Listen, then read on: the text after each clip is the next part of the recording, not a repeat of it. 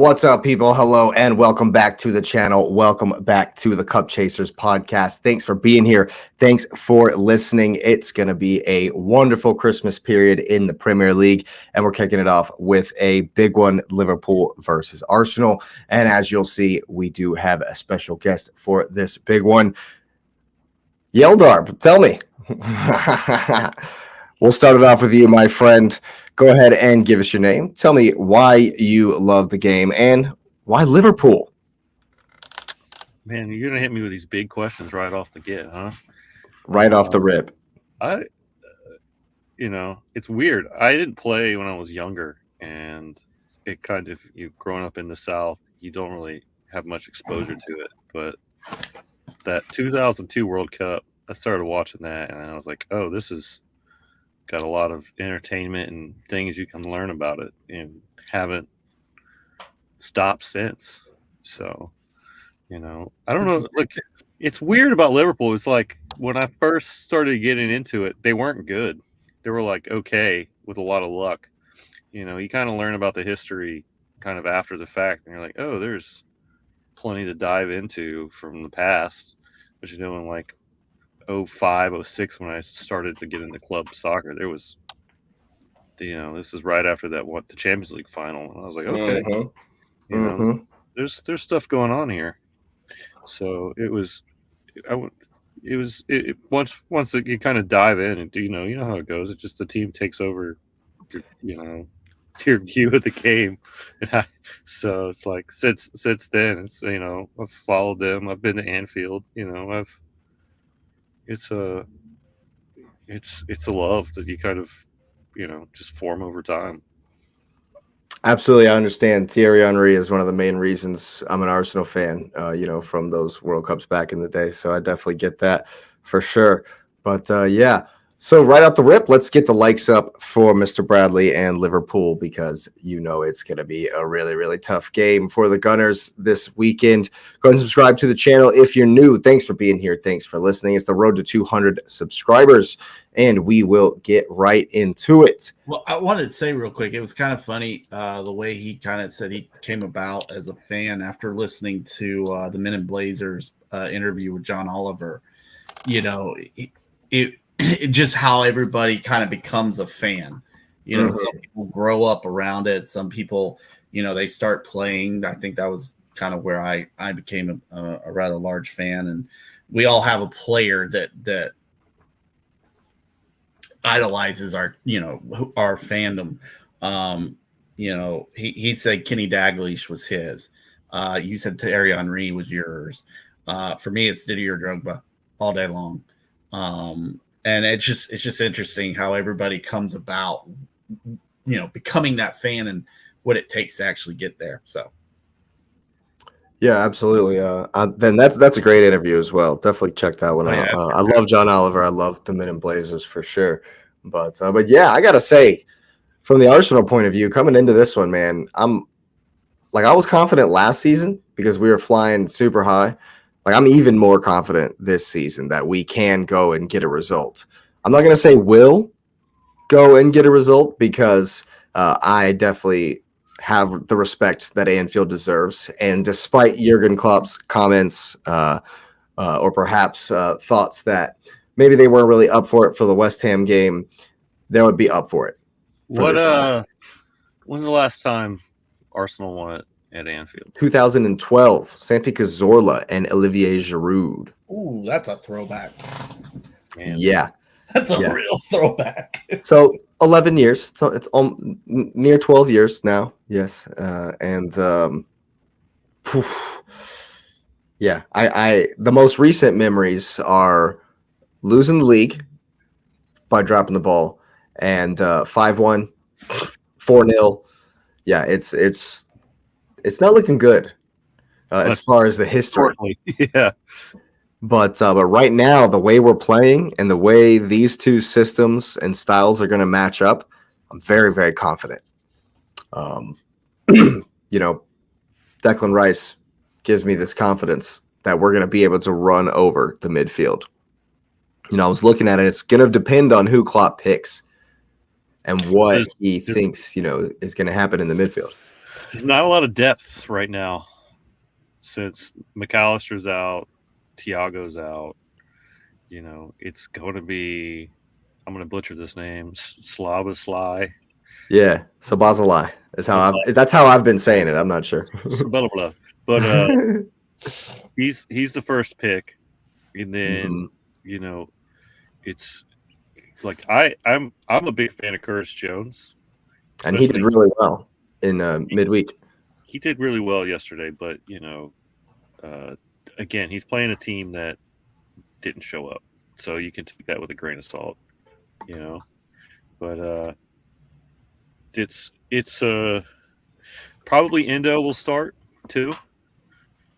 He's had good games and he's kind of not at the same time. So he's probably the one out of the lineup that's like, I feel like could be the player that could have a bad game, but at the same time, the talent's there. He had a couple really good games recently, so hopefully if he's on all cylinders and dialed in, like that's gonna really help with that attack, because Arsenal's got some people that can move that ball in the midfield, and it's stopping them from really creating chances.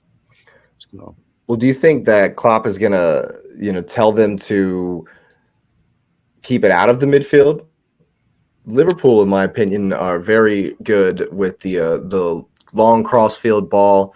I know Trent and Virgil are huge fans of that, and it's usually out there on a dime for Salah or Diaz or Nunez, whoever it is. So if they skip the midfield, I think the second balls are going to be very, very, very important in this game. And as far as, on the outsides, it's all about matchups, right? yeah. So when Zinchenko inverts, Salah's going to get in behind him. Yep. It's going to happen. And so the matchup is not actually Salah Zinchenko, it's Salah and Gabriel. And that's when there's going to be space. So when there's not space and y'all have the ball in a spell of possession where we've dropped off and kind of conceded territory, then yes, it'll be Salah going at Zinchenko. But the way Liverpool want to play and the way they've looked best this season is going to be with the space in transition, So that's when it will be Gabriel versus Salah. That's what I'm saying. Yeah, it's Liverpool's definitely the most dangerous with the ability to play a long ball out of the back. Just from Trent, I can tell you right now, you could just do like a 90-minute clip of Trent Alexander striking a ball, and I would I'd watch that all day. Oh yeah, I've never seen someone hit the ball so clean. That helps a lot, but at the same time, Salah's still got pace, but he's not as quick as he was 5 years ago when he first came to the league. And against physical players, if that space is gone, the physical players seem to work. But you give him the space, he's gone. So that's the one thing. Like, they're gonna have to figure out how to. He's still faster than Gabriel. He's still fast. Don't get me wrong. He's not. He can still burn Gabriel. Yeah, for sure. And then the other thing is, he's so good with the ball at his feet that even if it's in the box with two players on, he'll somehow get out of there. And it's so. I will say Liverpool also try to just maintain possession and slowly build at the same time too. It's not all long balls; they just have that in the arsenal. Well, we're going to force you. We're going to force you into it. They have it in the toolbox, So it's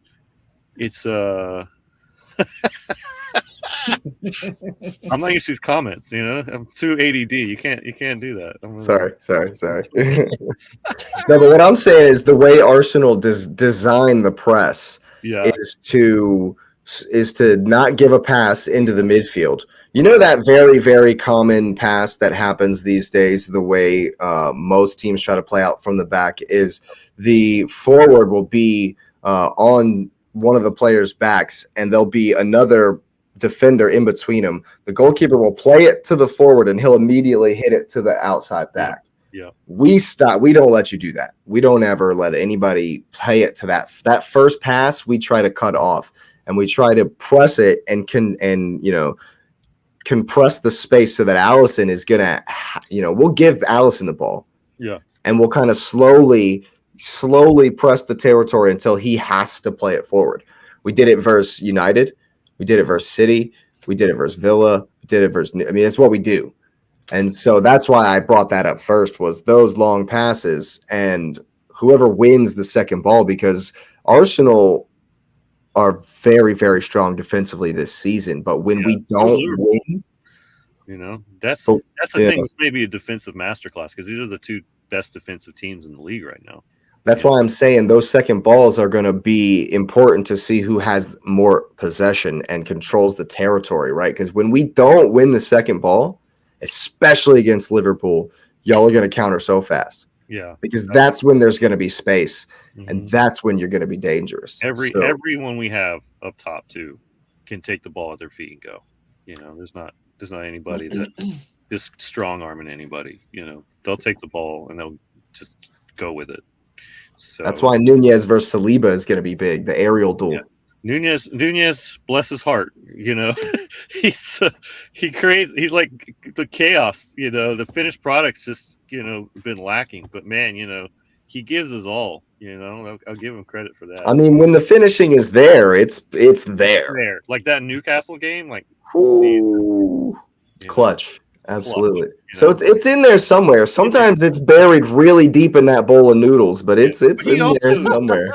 He has quite a few assists. He's creative. There's that part of him. Noodles. And then at the end of the day, as it always does, who's going to finish? Because how many chances did y'all have against? You had like 34 shots against United. 30, something like that. There's always need at least like a sprinkle of luck. And we put every shot at 0-9 on that game, besides maybe one or two, and then he came up with those saves those days. So it's kind of like from a creative perspective, like Liverpool did pretty well from like a stat creative, like but, we just couldn't buy that little bit of luck to get the ball in the net, and sometimes you need that little bit of luck to go your way. Oh, trust us. Oh, yeah. You are preaching to the choir over here. Yeah. Let's get the violins out in the chat for the Chelsea fans. I got some cheese actually in my pocket. Oh man, yeah. But I'm excited for sure. I think that Arsenal should have beaten Brighton 9-0. So that's the chink in the armor at the moment for me. Well, it's funny you say that. I think we should have beat United 9-0 as well in this. Yeah. I would have loved to see it. Lewis was calling for a 10-0. Well, at least in his heart, the heart pick for sure. But I think that if we do finish, here's the thing though. Here's what worries me, and it's something that one of the Liverpool fans on DR Sports made the comment that when Liverpool show up at Anfield and decide to play, they're almost unplayable, man. It don't matter how good you defend. I'm excited because Arsenal are playing really well. They've really bought into the system, and we're defending really, really, really well. And so I'm excited about that. But it's tempered because I know. I mean, This is the game of the season. 6 points. It's 6 points. Oh, it's massive. It's massive either way. That's what for I'm saying. Sure. Massive. I think for Arsenal going forward, though, I think Martinelli's going to struggle because Trent's going to invert, and he's going to be up against Van Dijk. Now, in a foot race, fine. Well, the good news is you got Konate, who's not been playing consistently because of an injury, and Kwanzaa, who's done well, but he's young and inexperienced. So who's going to be the outside? Who's going to end up on the outside when Trent inverts? Will it be Konate? It depends on which, on that. It's usually Van Dijk's on the left side if you're the goalie. So Yeah. you come looking at the goal perspective. So So it will be Konate or whoever the other. Konate or Konza, yeah, because it's going to be. I don't think even if Konate starts, he's not going to finish the game. They've been managing his minutes to get him back up. So that's the one. I don't want to say it's a weakness, but that's the one thing that there's. That's the we one. could have joy. We could get some joy on the outside because the other side it'll be Shimikas versus Saka. In Shimikas, there's very rare that I say that you lose a player and you have a decent backup. And Shimikas going forward is a decent player. He struggles a little bit on defense at Robertson. I think Robertson's a better defender, but like going forward with the ball, he's usually pretty well slotted right into Liverpool. Like he gets a handful of assists. He's he keeps the ball, moves it. But that liability will be certainly who will be the other center back with Van Dijk. If it's Konate, is he able to go the whole game? Because even if it's Joe Gomez, he's been playing consistently. That helps, and he has his moments where he's the best player on the damn field, and he has his moments where you're just like, all right, Joe, like you've been in this team long. You're on a Liverpool team. You won fucking everything. You need to kind of step up a little bit and show why you're here sometimes. Right.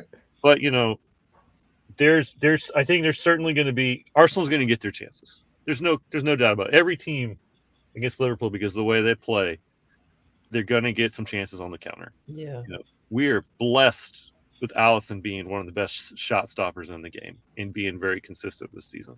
You could see that when he was out against that Fulham game where we conceded really weak goals. So I like Callagher.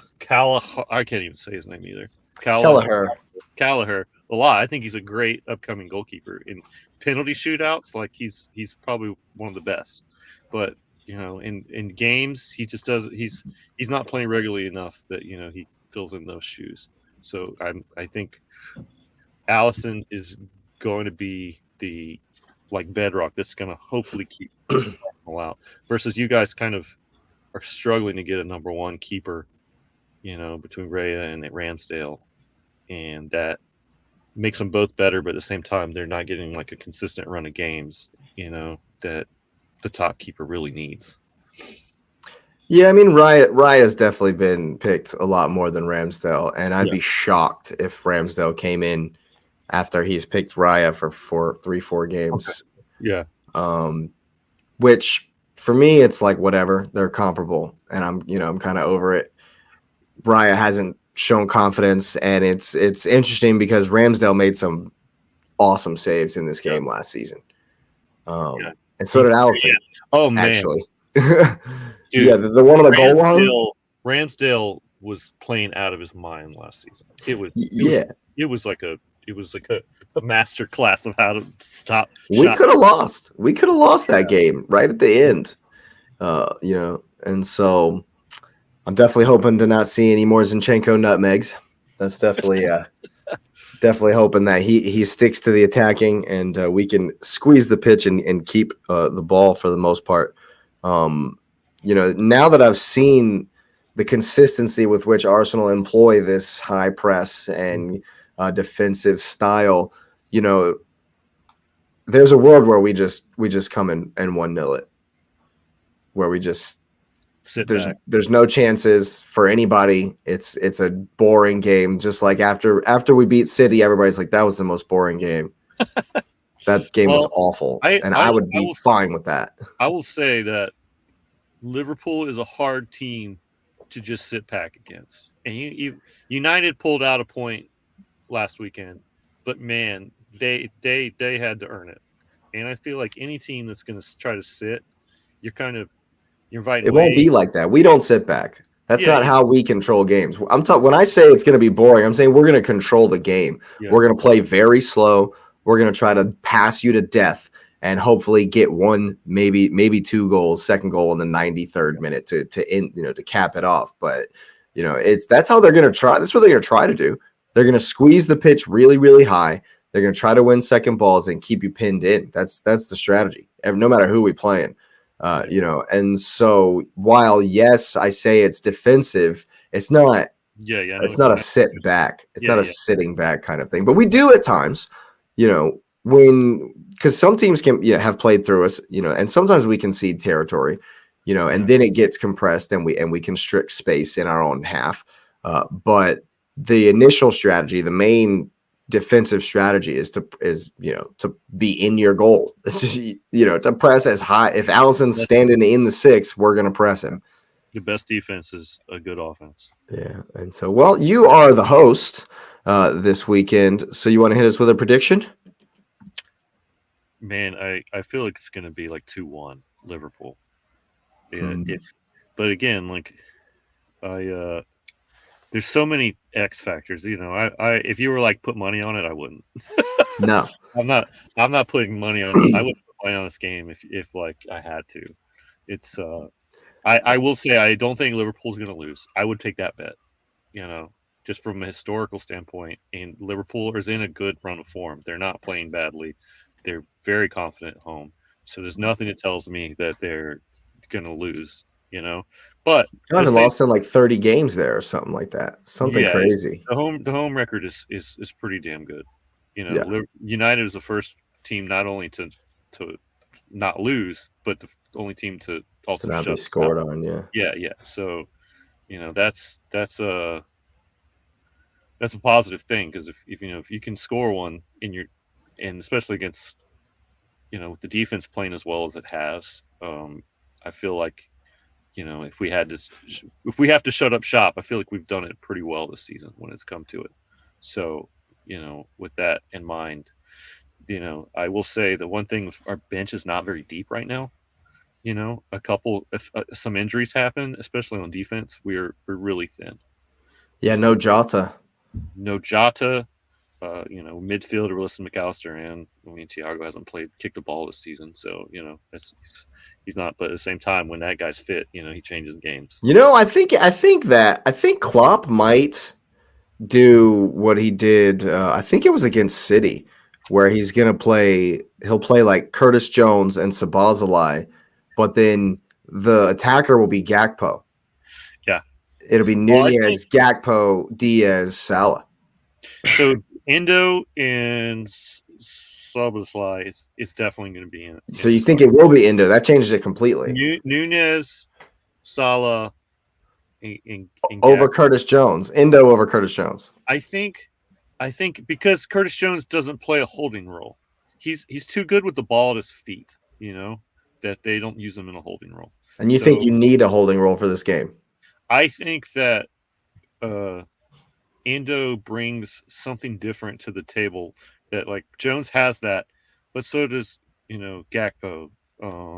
So like it may be Luis Diaz didn't play much yesterday, so I think he's going to start because of that. So it's going to be Salah, Nunez, and Diaz starting. So the toss up is, does Gakpo get the start over Jones? Yes. Based on the game yesterday, you would think Jones gets the start, but then again, Jones went 90, whereas Gakpo, if I'm not mistaken, got rested. Well, it'll be a tactical decision before it's a Jones played good against the West Ham decision. Yeah, I mean, both are going to feature. You're going to see Jones and Gakpo at some point, no matter what.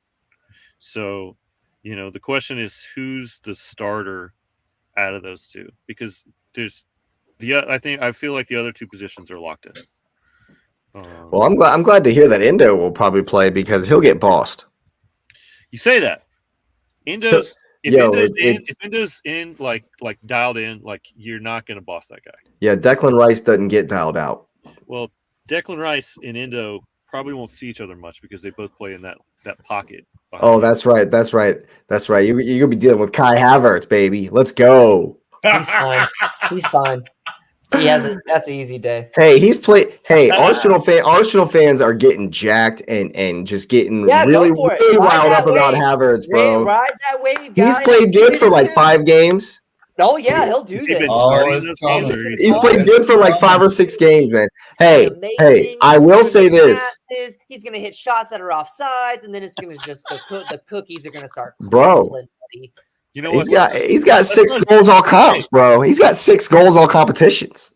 Wise man said once, You got hate in your heart. You let it out.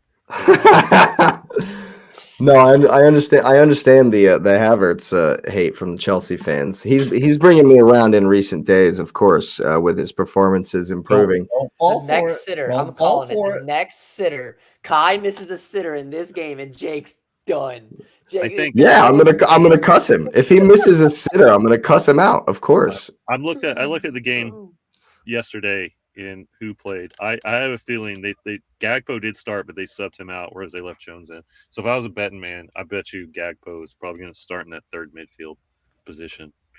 Yeah. So, Well, Havertz, this is the first like spell of the season where I've said that anyone has locked down that 8 role. And right now, the left-sided 8 of Arsenal's midfield is Kai Havertz's role.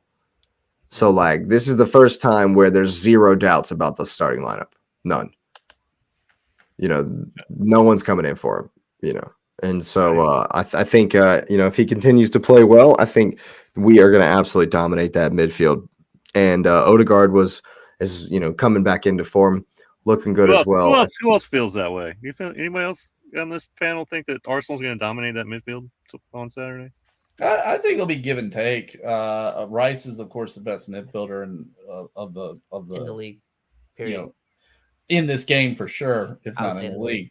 Let's put a right now tag on that. Some of the equal, it's the right sum now, of the equal right. parts. Rice is the best player, but the other players around him equal like what Liverpool has in midfield. Because like Odegaard's better than all 3 of your midfielders. Whoever starts. Yeah. I don't do that. Like, What off of 12 games? You think Szoboszlai is better off of 13 games? 14? What is it? 17 games? Odegaard? Yeah. No way. Yeah, No for way. sure. Not a chance. Odie's. I would take. You can get Szoboszlai in ahead of Kai. Lineup right now. You can get Szoboszlai in ahead of Kai Havertz, but not in ahead of Odegaard. Not in a million years. I would take Odie right now. You would? Maybe Szoboszlai, in 3-4 seasons after Odegaard he's got it, man. When he's on it, dude, he can run this game. He could run this game over, especially if we would, like I say, if we can control the knockdowns. If y'all don't ever have the ball, and Odegaard's just cooking, especially against Tsimikas. Okay, yeah, Van Dijk's going to be over there, so it's going to be, I think it's going to be tough, but it's going to be a dangerous game because you're going to suck. Like Liverpool's going, like Bradley's saying, they're going to play a little bit more of a defensive mindset. If they possess the ball and suck you guys in and leave that space because they know Zenny's going to leave it, they know those outside wings are going to be open and hit Salah and Gakpo and all that. Like it could turn into ping pong, which I would, from a neutral, I would love to see a top 2 teams. Well, that's what it was at the Emirates last season. Right. And I just don't think it's going to be a high scoring game though. Like that's just my hesitation to it. I think it's going to be that. I just don't think it's going to be high scoring. Yeah. Well, again, this is the 2 best defenses in the league right now playing each other. I think it's going to be so. I want this. I mean, I hope. What's your score, X? I think it's going to be 2-2. 2-2. Nice. That's what it was last year, right? I don't think you have what it. I don't think a lot of teams can walk into Anfield and walk out with 3. I just think Poole shows up for this game. It hasn't been done in ages. Yeah, I think Poole shows up for this game, especially that because they want top of the tape. Like it's right here, and it's a huge top at Christmas. This game has implications that ripple through the end of the season. Like, hey, as much as I want to be top at Christmas, as much as I want to stay top every single week, it's a poison chalice, dude. I'm telling you, man. If you're top at Christmas and then you go on to bottle the league, as they say that's it. That's an Arsenal thing, actually. That goes against the statistics. You watch your mouth. Let's both lose. Let Villa win. If we draw, Villa can drink from the poison chalice. So then y'all give City an actual chance to get back in this, and then bro, City are finished. What you think, Lewis? Oh my goodness! What you think, Lewis? Arsenal, Liverpool still, but my goodness, you cannot. You just I wouldn't say finish, but Jake, you always say this. I'm getting clipped. Don't. Don't say that because you'll put it out. Yeah. Somebody's gonna come through. Somebody's gonna come through and clip that and just post that on Instagram. Come back and just Video wreck coming. you guys in the last. Kevin's like, going up 3 the back weeks. and they'll win 19 in a row. You're Yeah. right. Oh, right. yeah. He's already back, isn't he, Lewis? He's back in training. Yeah. He's training, isn't he? Yeah. Your boy. Is he playing tomorrow? We'll get to it. We'll definitely get to it. What do you think about the Arsenal game, Lewis? Well, I mean, I have my own methods of sort of evaluating. I mean, I think that there's a couple of things that play a factor in how the game will play out. I think one, Klopp calling the fans out was a huge thing. That was more. It wasn't about the fans. It was about the environment and about sort of recognizing where they are. I mean, Liverpool is a historic team, and I think you get to a point where sometimes you get complacent. And so there was a complacency there in the stands, which the players feed off of, and they expected to walk against United, which most of us did. I mean, I know when I picked it, I didn't pick a blowout. I think I picked like a 2-1 or a 3-1, so I didn't think Liverpool would walk on them. But because the derbies are derbies. But for that, I think Liverpool will show up. I think Arsenal really see an opportunity for themselves, but they always sort of have this small thing against sort of boogeyman dynamics in a game. And so I stared, and their overall form for both of them is exactly the same, right? So you got 3 wins, a draw, and a loss on both in the exact same order. And so I'm looking at the scores, and all the scores lines are kind of similar. And so I wanted to go 0-0, and only because I feel like I think pressure is starting to get to them in the sense of I think some of them didn't expect to be here, right? And so because I think some of them didn't expect to be here for a variety of reasons, footballers, athletes are sort of that way. I think it'll be 1-1. I think Alisson has had an amazing season, and I think one will get by because of a mistake. At the same time, you look at your stats defensively on both sides, only 15 goals each. I think Liverpool, because Salah is literally on fire. He has the same amount of goals and assists combined as Haaland does. And I think I've said this, I think he's player of the season so far. Yeah, sure. Hands down, easily the player of the season. And so I think I don't know about easily, but I'll give it to you. So far in the first half, yeah. For a guy that's supposed to be past it, over it compared to a young guy, that guy takes care of himself, you know. Well, yeah. But the point I'm making is the narrative, right? Yeah. Because, and so if I'm going with the narrative, which is what I'm basing my comment off of, a guy who's supposed to be past it, and all his guys got sent away. His boys up front are gone. No Mane, no Firmino. So could he do it alone? And you got Nunez, who was misfiring all over the place.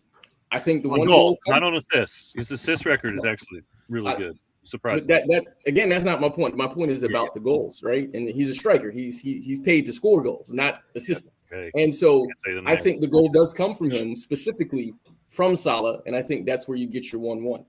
And I think Klopp will be disappointed in that result, and I think Arteta will be more disappointed in the result because I want to say, well, maybe something goofy will happen. I think Villa's gonna smack them around in their game. And Sheffield. And United. Oh, I mean, I knew who they were playing. I just didn't feel like saying the name because it's At home. But like I said, so because Villa's gonna smack them, Villa will be on top of the table at Christmas, which I mentioned in the last podcast because I said, hey, be a draw. Now looking at it, it feels even more like a draw. But I mean, if I think who would be more disappointed if they lost the game, I think Arsenal would be more disappointed losing the game just because I think Liverpool has literally had that resiliency sort of bounce back thing where I think the way losses affect Arsenal are a bit different. I think it halts the momentum. Yeah, it's. I just think the way losses affect the psyche of that team work very differently than Liverpool. And maybe last season. But the thing about it is I'm not focused on seasons. I'm focused on just looking at how there's the reactions and the emotion. I think they're a good team. You know, I've never questioned how good they are. But I think this is a long journey. Salah is clearly shown, hey, I know how to lead this team to where they're going. And so a loss, I don't think, affects them in the same way that a loss will affect Arsenal, even though I don't think Arsenal will lose the game either. So I got a 1-1 draw. I actually disagree with that, Lewis. I think that we've bounced back well from losses. When we lost to Villa, we've since the Villa game, we beat. Was PSV before Villa? I think it was after. I think it was before, rather. But the performance against Brighton was one of our best of the season, right? And we didn't. It wasn't as like it didn't feel like as bad of a loss because it wasn't like a bad loss at Villa. We were very good and just couldn't finish, and they edged it. And then we turn around right after that, so maybe disappointing loss, and we smashed Brighton, smashed them. Like we definitely should have won. We could have had 6-7 goals in that game. And so maybe there's definitely a bit of it last season. Poor result, and then another poor result, and then another poor result, and that big blue sharks done caught us. But I think this season, we were, it was blatant corruption and cheating up at St. James's Park, cost us the game. And so I don't think it was necessarily like, oh man, this is a horrific loss and we're down in the dumps, and we played well after that. No loss has been like, wow, this makes no, like. Not even after we lost to Lens in the Champions League in our second game, we bounced back from that as well. And those are only 3 losses the entire season. So it hasn't happened very often. I don't think I agree, although with you that we definitely aren't going to lose on Saturday. And I got to back the boys. Got to do it. You have to. Yeah, it's a hard pick for Jake. 2-1 to the Arsenal. 2-1 to the Arsenal, of course. It's gonna. I would take money that didn't happen. Doesn't happen. I didn't say it's a Liverpool win, but I'll take money that Arsenal doesn't win. It's a hard pick. Maybe that's why I'm so. That's why I'm here. We'll take a look at this predictions league right here. Maybe that's why I'm in 3rd place here. Not 3 points still. Are you not doing so good? Yeah. There it is. By 3 points for feels like 3 weeks now. Yep. Man. Patrick's still on 187. Old Nez on 181. I'm on 161, and X is on my tail 166. Yeah. What you saying, Patrick? I think I think that this is a game that if Liverpool lose, it can have some after effects. It's going to be. You're walking into a buzzsaw. I'm just going to be honest with you. Liverpool at night. This is for the top of the league. Even if Villa win, Liverpool will go top if they win. So I think this is just not Same one of those. Huh? Same for Arsenal. If Arsenal win 1-0, right, it doesn't matter. We're on top. Right. I get that. But what I'm saying, though, is you're top of the league right now. So, whoever wins this, if there is a win, will go top of the league.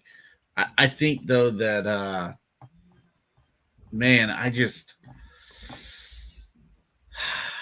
I don't know. I trust Allison more than I trust Raya. Fair. Fair. If any team could have Allison right now, they take him. Oh, he's best keeper in the league right now. Yeah, I'm telling you, if Arsenal and Liverpool were combined, we would walk this league. Yeah, easily. Just what's going to be interesting to me is the 2 things. One about Mikel. And then, or Arteta, sorry, and Klopp. It's like, y'all on a first name basis? Like you got the It was one of those moments. That's why he's top of the predictions league, man. He's got him like that. He's like, what do you think about? What do you think about? Just top bullies listening in on the phone calls to Klopp, and they're talking about who to pick up and whatnot. No, with Arteta. Okay, one thing that we've talked about previously. You mean Mikel? Yeah, my bad. Yeah, for him it's Mikel. Yeah, Mikel.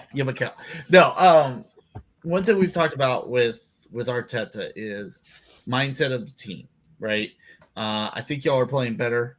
I know it's kind of the same, but you could see differences in this Arsenal team compared to last year's. But the one thing that we've always pointed out is, does Arsenal get out up top 2-0 and then sit back? Okay. That's one thing that I worry about. I think that comes from the coach. Second thing that I would be worried about, mostly as an Arsenal fan, is how does Arteta counter what Klopp will do with his subs?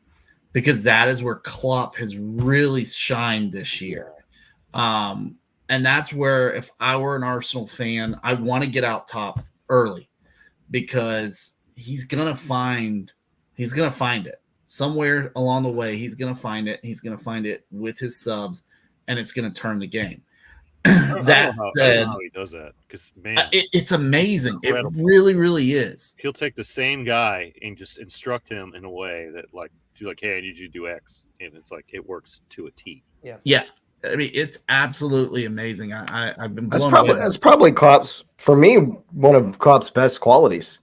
Is his ability to read a game, make a tactical switch, make one sub, and then dominate the second half. Yep. It's the same thing that Emery's doing. Like, if you watch Villa really closely, that's why a few weeks back when Villa beat Spurs, I was blown away. Like, I came out and said that was one of the best games of the entire season. The way that Emery made 2 subs at halftime, one little tactical switch, and absolutely ran him over in the second half. And I think people kind of overlook the effect the manager can have on the game, especially nowadays with 5 subs. Yeah, I mean, you could really change the whole game with 5 subs, and he's so change an entire formation with 5 subs. He's so like surgical about it too. It's not like he panics and he throws 3 guys out there to fix it. It's okay. Now have you kind of move here. I'm going to bring this guy on. He's going to kind of fill in here, or he's going to push up, whatever it might be in terms of who he puts on. And that's what I would be concerned about as an Arsenal fan. I think Arsenal loses this. I've got them actually losing 3-2. Barnstormer, which is a great game to watch for a neutral. Yeah, most definitely. Yeah. And I think it will be. I really do. I think both teams. I know, Jake, you say you're going to control the ball, and I do think that there's most definitely a chance of that. But I also think that sometimes Liverpool doesn't really need to have the ball a lot to be able to do what they do. Yeah. And so that's why. Yeah. But I think it's going to be fantastic. I think it's going to be great tactically. Yeah, I'm excited for it. It won't match Chelsea City, but it'll be right up there. Well, hey, Chelsea City was, let's be honest, there was a ton of mistakes in that game. Wild game. It was beautiful. Amazing for the neutral. But I'd be pulling my hair out if Arsenal were participating in that debacle. In a 4-4. Yeah. Well, I mean, think about it. Our game with you was fantastic as well. And we were poor. Arsenal were terrible versus Chelsea.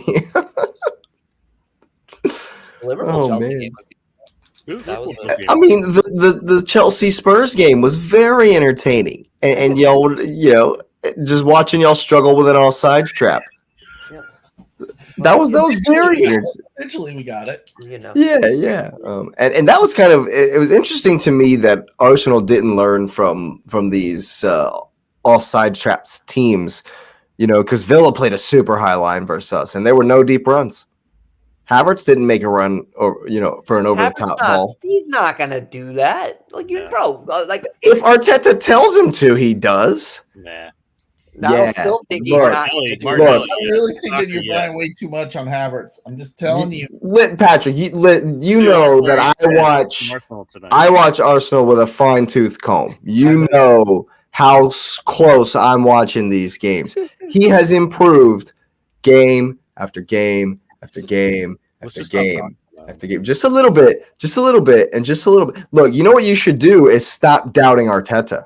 Is what you should do. Because every time I've doubted him, Granit Xhaka, every time I've been like, oh, this is dumb. He's turned it around.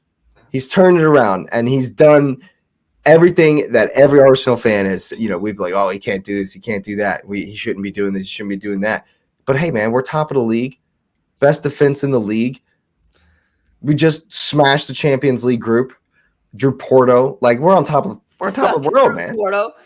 Yeah, like you'd be happy if you drew Porto in the Champions League. What are you talking about, bro? Oh, absolutely. They're good. They're good for sure. It's Champions League, but they ain't Bayern. Yeah, it keeps you ready.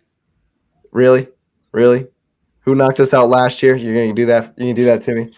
Yeah, no. I believe Monaco was the last team to knock Arsenal out of the Champions League in an absolute debacle that we don't need to talk about. But yeah, man. With Mbappe? Yeah, it was. Wow. That team was stacked. It was dumb. That team was absolutely. It was dumb, but also embarrassing. But also very embarrassing. Yeah, I'm pretty confident, and I think that like I say, man, if we can just finish the chances, because I've seen some dicey stuff at the back for Liverpool at times this season. That Brighton game.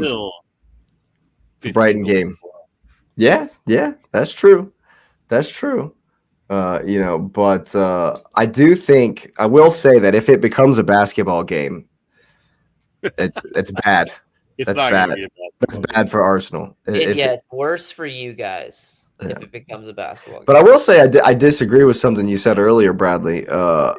If I don't think it's that big a deal if Arsenal lose. I think it's a bigger deal if Liverpool lose. That was Lewis. Lewis said that. Yeah, Lewis said that. I think I think it's a massive deal if Liverpool lose at Anfield. But Arsenal can bounce back from that, no problem. Yeah, I just feel like this is going to be like those Liverpool Man City Champions League matches. Like I can see it kind of evolving like that, and it's going to be fantastic. I mean, it really, really is. Maybe it isn't a goal scoring fest, but I think even the neutral would enjoy like a 1-1 or a 1-0 because it's just the quality and the tactical, expertise that will be in play. Yep. Yeah. Well, I really hope that Lauren doesn't drive off the road because I'll probably be screaming at a small iPad while we're headed down the road. But yeah, there you have it. Predictions are in. Patrick is going trader on us, and is picking Liverpool to win at home. Probably, anybody would pick that. 187. Just remember that. Anybody would pick that. I understand. I can get that. Like but on the house, I know. Yeah, well, I'm betting on my boys to get me points. You know what? It doesn't matter. I'm not catching Patrick. You will. There's too many. We're not even halfway through the season. Lewis might catch you. Lewis might catch you. We're not even halfway through the season. Stop it. I think I got negative points last week. Right. Yeah. How do you even do that? Listen. We're not catching. Last year at this time, I was up by like 30. So let's be honest. And no one caught you, and you won. Well, duh. You almost caught me. Patrick holds the Premier League tradition. If you're ahead at Christmas, you win the league. So that's just it. So there you go. Lewis, you got to catch him before Christmas. Yeah. That's going to be tough. Just saying. You have one match week. You have one match Good week. luck. None of Patrick's picks count. We're going to use our one time. There you go. Remember when you said if Chelsea beat this, I can't even remember who it was. I think it was Arsenal, that you would get all the points to win the predictions. Oh, that's if Tottenham come in third. Oh yeah. Yeah, that's right. Yeah, you automatically win. You just automatically win. If Spurs finish third. Yes. Oh my goodness gracious. Well, speaking of teams that you just can't pick, the Wolverhampton Wandering Wolves are hosting the Chelsea Blues on Sunday. The only game on Sunday, the only offering, if I'm not mistaken. And it's gonna be tough. It's gonna be tough. I can't. No games that Chelsea's in right now where you're gonna be like, oh, they're just gonna walk over them, because you don't know if they're concentrating. Their concentrations levels are there when they go to the game. No, because it's a road game. Yep, it's a road game. done. This They team took has shown it's very 2 hours little up the road. maturity. They're Neto's done. back. They're done. I think 2 hours, Pedro all Neto's back. concentration lost. Yeah, he was in training, I think, today. Yeah. If I remember Yeah, man. reading right. It's If it was a top 6 team, Chelsea shows up. They get it at least a draw. But like anybody in the middle of the table, they're like, I'm too busy counting my money to really. we're too busy scouting another young Brazilian. Yeah, we're too busy thinking about the next 100 We're million better. players Yeah, to We sell. lost out sell on. in Now 3 we're years. focusing on Kendry Paez. He's already signed, and he's actually been with the club this week. He's 15 years old or something like that. You're really signing people? It's not even the win. Like what? No, he Can- got signed in the summer, but he just got his visa, so he's been over with the club training for the last week and a half. Is he supposed to be with the first team, or is this like No, another for the future? Did you give him an 8-year deal, or like? It's, I you know, don't Definitely know, gave him an but 8-year deal. He Definitely can't got an play 8-year with the team deal. for another year. I think it is. He's not. We got a 9-year deal. you get a 19-year deal. He's going to be We 38. got a His kid also got a deal. Yeah, His firstborn is already signed. Oh my God, yeah. But yeah, I definitely think that Wolves are going to give you a game, man. They, like I say, they're an enigma. I definitely thought they were going to be way better against Forest last time out. They were not. It was poor, but that was away from home. It was not at Molineux, and I think that they're going to show up. It's going to be tough, man. It's going to be tough. Is Colwell going to be left back again? That is the question. he won't play in this one. Well, I'm sorry. Let me rephrase that. I think that Madison actually plays as a left back in this one. Wow. Ian Maatson? Yeah. Yeah. Well, I mean, we know Reece James won't be playing again. Nope. Chili's not Another healthy. Cucurella's another hamstring surgery? Told you, man. No, this is his first hamstring surgery. First hamstring surgery, same hamstring. Yeah, he had a knee surgery last year. Yeah. Well, how many this is surgeries is going to undergo? Like, when is enough? I feel bad for the guy. I think 100 million. honestly, if he doesn't come back from this within the next year, then yeah, his career's probably over. It's probably done. Yeah. He's done. He'll never hit the marks that he really should. But So you said Chilwell was training. Is he going to play? no, he Chili won't play. won't He play. just started Just training. got back to training. Just got back training. Disassi and Badiashile then in the middle? Or do you think Silva? Jill, I think yes. I think that Think he starts him after that debacle at Newcastle or against Newcastle, man? yeah, I think he will. You don't think Silva? You don't think Silva gets the nod just because of that? Well, I think No. Silva's going to play. I think they may play Badiashile on the right, like they No. did against Newcastle. That was a tough game, man. Like, And truthfully, one thing that Chelsea Twitter for sure, and I would like to see as well, is does Pochettino now go to that 3-5-2 that he played over the summer? Now that Nkunku is I think when he able starts, to play. I think when he's finally healthy enough to start, I think we'll see that switch. I hope we do. will it not be on Sunday? He won't start on Sunday. I don't think I think he'll start right at the end of the year. I didn't think he was going to play till. Well, that's January. only another week. Yep. It's true. I mean, he played 25 minutes the other day. He played a good. Yeah. And I mean, he was lively for sure.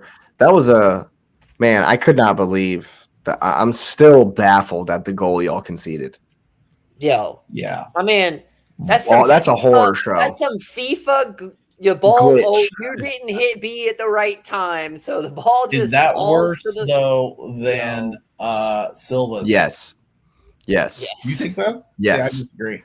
That was one of the worst goals all I've you ever. had to That do was one of the was- worst train wrecks I've ever witnessed. all you had to do was kick it. It wasn't just Badiashile.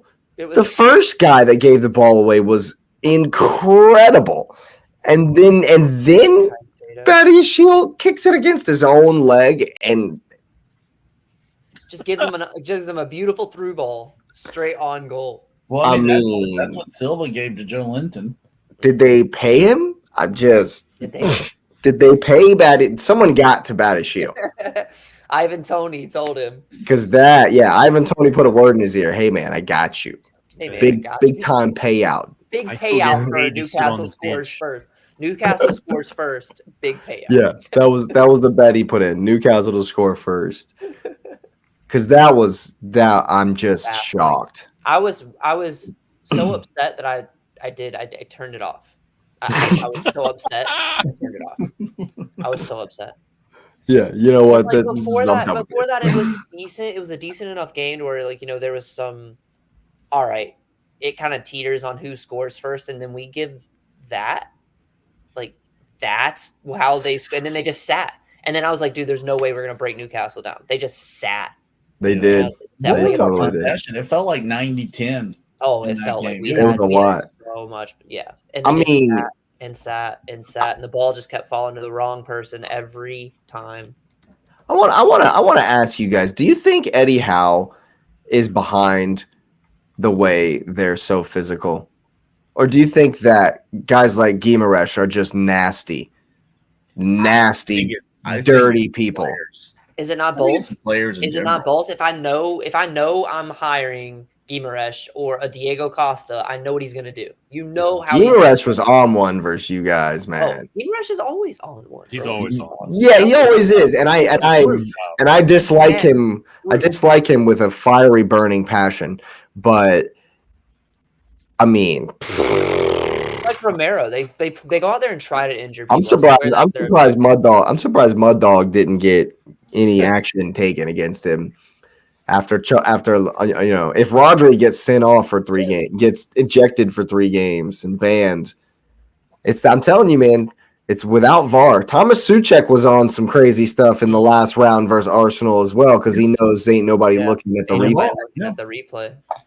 That energy drink special, man. I'm telling you. Just shaking them up, baby. I'm telling you, dude. Good grief. So does that give you guys any joy or momentum? I like it because, dude. I mean, if we don't Chelsea this, bro, we're guaranteed a final. So I'm happy about that. I would not. Hey, if I'm getting clips for what I said about City, that's a clip worthy one right there, dude. We're the kings of playing down to these teams. We just love saying, "Oh, you're poor. We're not going to play you. We don't care." Like we do that all the time. He's not wrong. You're a poor side, yeah, whatever. Oh yeah, whatever. It's like we're going to play at your level, you know. Yo, if y'all go to because it's a 2-leg tie, right? So if you go to Middlesbrough and lay an egg, dude. Oh God, no. Oh God, dude. They'll sit 10 in the box. I was gonna say, I just put 10 in the box. Bridge. Yeah. And then I mean, and it'll be even worse at the bridge. They're gonna set up tents at the bridge. Yeah, you're gonna actually be selling hot dogs and drinks. Yeah, man. They're gonna create a little village in the 18-yard box. Yeah. Good grief, man. But Wolves won't do that though. Wolves like to play. So it might be like a mid block, but they won't sit back in their own box, especially not at home. So you might get some joy. But I think that's some space. I think that there's a chance for us to actually score, be positive in this game because I don't think Wolves will sit back, especially at home. I think the lineup's consistent. You think Enzo, Caicedo, Gallagher? Yeah. You said 2-1X? I did. Yeah, that's why I say 2-1 because I do think that they're going to play us a little too open. If you give the boys, the problem is with this Chelsea team is if you sit too deep, we don't press the B button. We don't shoot the ball. But if our guys get run-ins and have the ball for 30 yards and they're dashing towards the keeper, for some reason they just prefer this. So, if you give us the space to do it, we do end up converting a lot more of those than just dinking it around in the box like we have been forced to do against teams like we saw in the Newcastle game. But I think they play us too open, so we do get 2 goals. I think we're going to give one. I think we're going to give something so stupid off a set piece, now marking the back post. Here's a gift. Merry Christmas. You always get one on Chelsea on the back post. You can just guarantee it. Yeah. Just put them in there, you get a goal. It's so you need a new Xbox controller for Christmas already. Is what you're calling. Already. Concrete pillar on the back post, and then we'll score against Chelsea. Yeah, for sure. I agree with Patrick though. I think it stays consistent in the midfield. I do think that they're going to play us kind of mid, and it's going to open up some space for us. I think Mud Dog gets the start. He got the goal, gets the start. So Ukraine Bolt reminds me of the hockey player that can't stop. He's just a speedster. He's the Happy Gilmore. Right. Yeah. He gets down there and then he can't stop. To use the wall. Yeah. So he should just aim for the bar, and maybe he'll run it for the post, and he'll run so fast. He'll run into the post and it'll stop him, but then he'll bumble the ball over the line. We've seen you guys do similar goals in the past. Yes. Well, that's honestly how he got his goal. He's just bolting in and then the ball for him. Oh my goodness. Yeah. What you saying about this one, Lewis? Well, I think Chelsea will be riding a little bit high, just because of the last game they played and how they had to Fergie time it a little bit, right? And they're on it, right? So I was looking at Wolves, and Wolves are unbeaten at 6 home games, but their away form is atrocious. Crap. But they drew Forest, which is gonna connect to my prediction. But then they did something that I expect to happen in this game, is they have conceded the most penalties this season. So I expect Chelsea to get a penalty this year. Oh, we got that. Cole Palmer, baby. Cole Palmer. Ice in his veins. Cole Palmer. So I expect to see a penalty, and I'm kind of in line with X. I think it'll be 2-2. I think it'll be a draw. I don't think they'll lose at home, but I do think it'll be a draw. I think Chelsea will look better in this game. I think they'll start, even though they're the most erratic big club I've ever seen in my life. It's a roller coaster, baby. It's a roller coaster. I think they get a draw. One of the goals for sure will be a penalty. Chelsea will concede something stupid because I swear they do it every game. And I think that balances. I think it'll be a 2-2 draw. Wolves will maintain their unbeaten streak at home, even though they are still unimpressive. I think Chelsea will look like the better team in this game. I need points, Lewis. I don't like this. I need points. I can agree with that. I've gone with a draw as well. I need points. Yeah. I've got 1-1 though. I think there's gonna be just a ton of missed chances. Just C19 all day. Yeah, just so many missed chances. 1-1. I don't know. I think Wolves are going to take it. Nice. I love it. Their home record's good. They've already beaten Tottenham. They've already beaten City. Chelsea is, again, they're these mid-table teams. They just don't show up. I don't know what it is. We don't. You're not rich enough to play against us. Yeah, seriously. You're like, sorry guys, we're too busy counting our money to.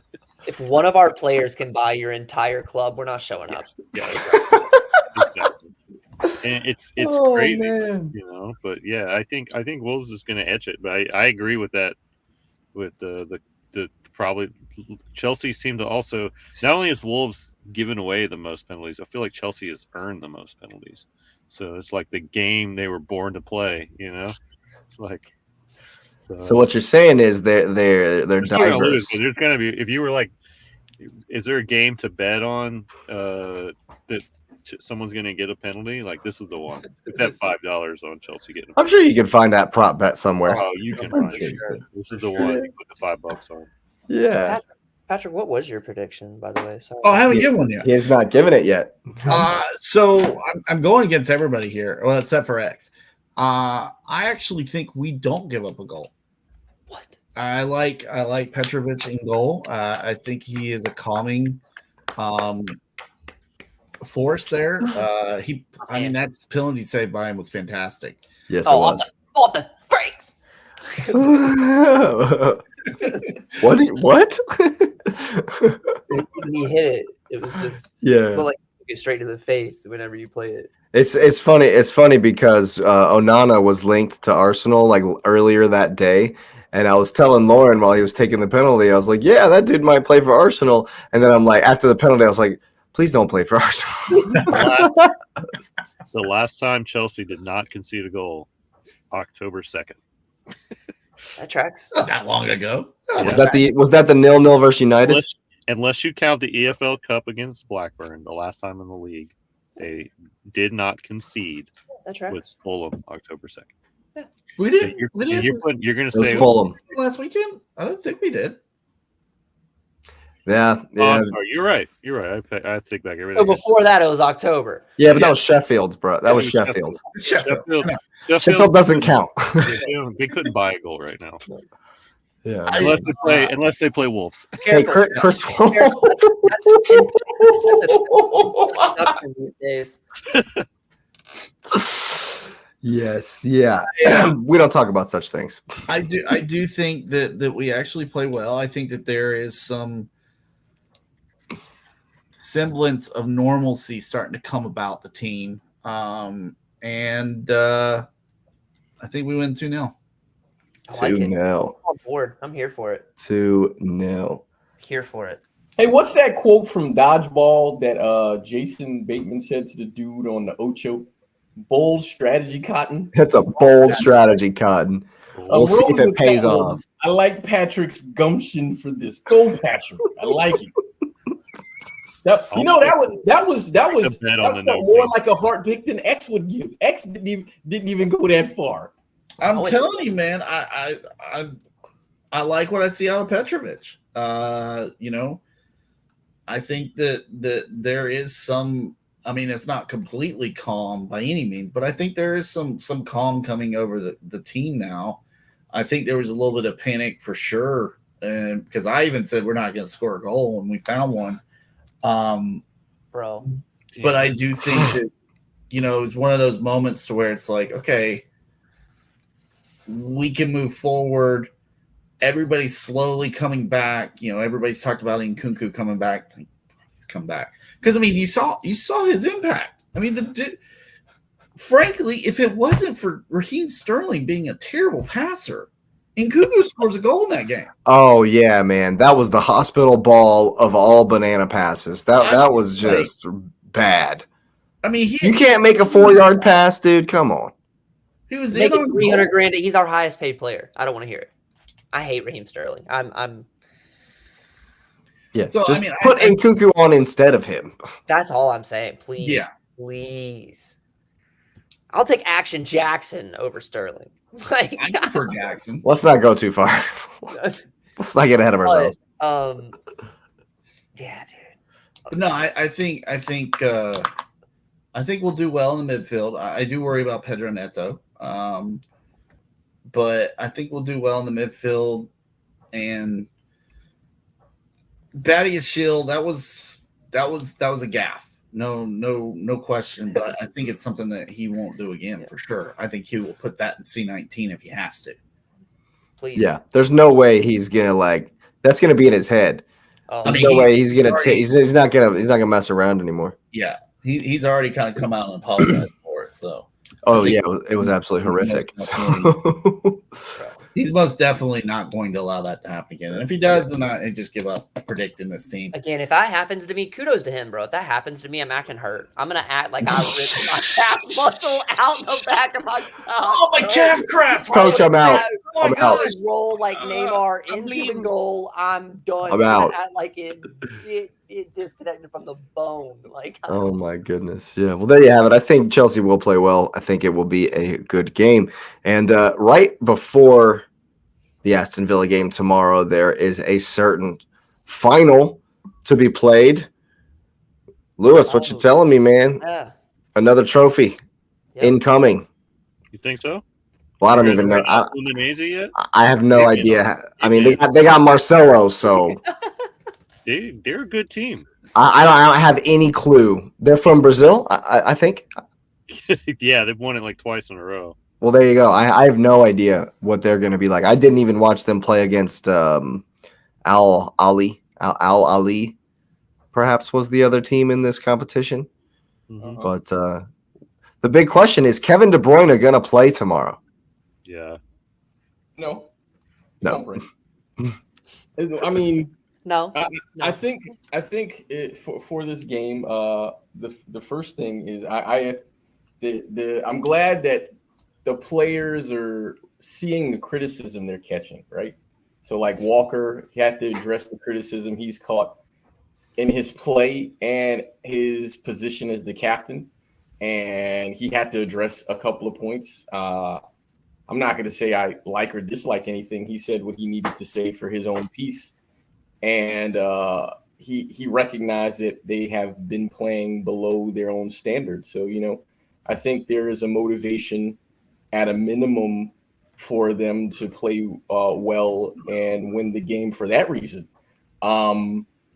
It's Haaland and De Bruyne and Doku will be absent from the team for the game, and that's fine. I mean, they played the last game like that as well. And so because he's aware of how it depends on how you call him. It depends on how they kind of look at it. They move around a lot, so they interchange positions a lot. And Pep made a note of that in the presser, because the manager of the team, he was seen as a Pep-like disciple. So I think Pep does enjoy playing guys who model their game or their sort of managerial style or tactical style after his. I think he gets something out of that. And so, they play a very different game, so it'll be less physical. And Pep is aware of that. So, it's about being fluid. And I think a lot of guys that are getting some burn in these games that normally don't play will look to impress. As Stones is going to be back. So I think Stones will start the game. DS will start. And you'll see Walker out there, and then probably Ake. And then, you got Kova, who scored a goal, finally. But Kova will be next to Rodri, and I think they're going to do what they do in finals, man. I mean, when City go to finals, they're good for them. I mean, with the exception of playing against Chelsea, and you got to give Rudy his credit, because breaking Kevin De Bruyne's face is exactly what you need to do to make sure you win a final. Because that was a 1-0 game, right? And have Kai Havertz in your team. And the legend of Kai Havertz was born that day. And everyone else paid the price literally monetarily to make sure that one. Yeah, 65 million down the drain. But I think City will play well. I think because of all the guys on there know how to play. Alvarez will probably start the game at striker, and Bernardo will be Bernardo. Grealish will play. All these guys are starting to pick up form. The question was, do they take this momentum into the league? And you hope you take any kind of momentum into the league, right? Not the style, but the win. So I would like to see them win. I've never, how I am. I'm probably the most pragmatic City fan you've ever seen. I think you take all the games very seriously, and you play them like one game at a time. So do I think they win? I think they'll actually win 3-1. But I just hope that does something for the mentality, because I've complained about just the disjointed and the errors, and how even in wins they've been unimpressive to me. So we just got to shoot it straight. Because we're missing Brentford, so we're like, hey, we could be at home playing Brentford for this match, but we're in Saudi Arabia, so let's at least get something out of it. Yeah. Were they up for the semifinal? I didn't even watch it. What was the mentality like there? Oh, it was. I hate to say it was one-way traffic, but it was like literally they kind of played around for a little while, and then once they opened the goal account, it was over. It was literally over after that. And it was a solid goal by Kova. I thought he played really well. Nunez looked good. Alvarez did not start. We played a false 9. And they was it Foden? Good. Yeah, no, was it Foden? No, Nunez played. It was like Nunez and Foden were interchanging up there. Interesting. Nunez is an attacking player. He doesn't really track back like that. So they played well. They didn't Diaz didn't start. He shuffled the team, I think, with the intention saying, hey man, take this seriously. I think they win 3-1, but I'd like to to complete the 2023 sort of calendar year with winning everything that's possible. Except, well, we United's. Hey, you didn't win. You didn't win the Community Shield this season. Yeah, and the Shield. That's not a tournament. I'm talking about tournaments, man. Come on, man. A tournament, a 2-game Club World Cup, eh? Well, it's. I mean, but you got to think about it. I mean, if I'm the messing with you. community games, then I could understand sort of a tournament where you have to earn your way into the final. We still have to earn our way into the final. Yes. Yeah, the community shield is less than meaningless. I'm messing with you. It is just. No, I know. And Definitely. Arsenal deserved that win in that game. City looked bad that game too, but I've been critical of them since then. So, Arsenal don't even deserve to be in that game. City We didn't win the FA Cup. We didn't come first in the league. So meaningless. You know. But yeah, I think a 3-1. I think City will be fine. And I'll be watching the game, but it kind of. I'm gonna watch the game. I'm gonna watch the game. I'm gonna be at home tomorrow, hanging out. So I'm definitely gonna watch that game, for sure. And I expect City to win, just because I expect City to win every game they play. Let's give a shout out to some of these Fluminense players. Do it. They have a crazy, storied squad. Their starting keeper is Fabio, and he's 42. 43. Oh my! He's been a professional player since 1997. Holy crap! He also has the 46 years. second most appearances of any professional football player, and still going. He was at Cruzeiro for 18 years, and then Holy crap! Ronaldo bought the club and didn't give him a new contract, and he went to Fluminense and won everything.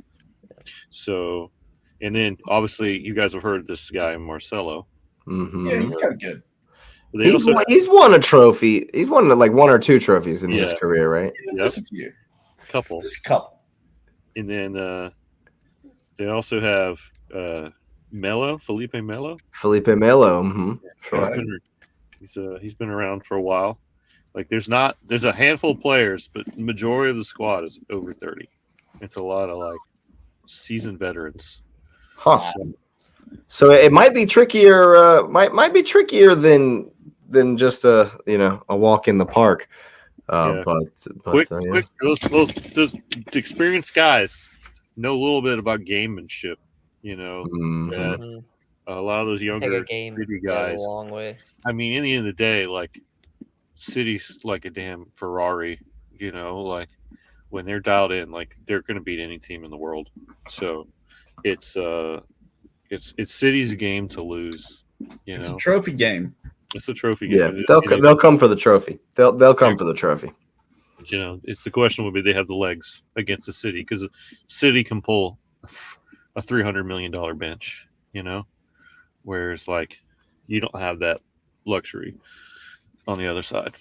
So I'm sure they have some Brazilian wonder kid though that we're looking at.